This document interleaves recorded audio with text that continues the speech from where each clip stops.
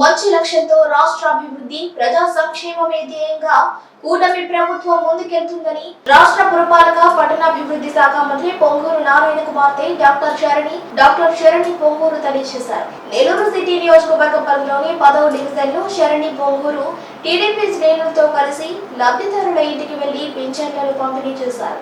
Pension లబ్ధిదారులను ఎంతో ఆప్యాయంగా పలకరించిన ఆమె పింఛన్ నగదును అందజేసి వారి యోగక్షేమాలను అడగడంతో పాటు ఇంకా ఏమైనా సమస్యలున్నాయా అంటూ ఆరా తీశారు.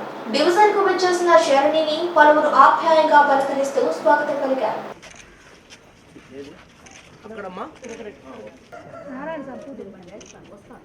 రేపు 1వ తేదీ ఇవ్వాల్సిన పెన్షన్ రేపు ఆదివారం కాబట్టి ముందు రోజు ఇచ్చేస్తున్నారు చంద్రబాబు నాయుడు గారు, నారాయణ గారు. సరేనా? వాళ్ళ తరపున వాళ్ళ కూతురు శరణి గారు వచ్చారు.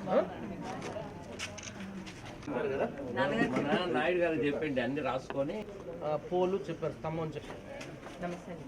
నారాయణ సార్ వాళ్ళ కూతురు మేడం అప్పుడు తిరిగారు కదా, పెన్షన్లు ఇవ్వడానికి వచ్చారు. అటు చూడు.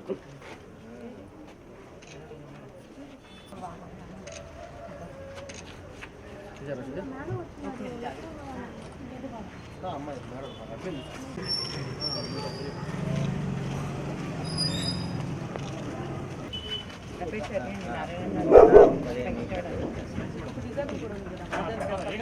అటు చూడమ్మా పెద్దామె. Thank you.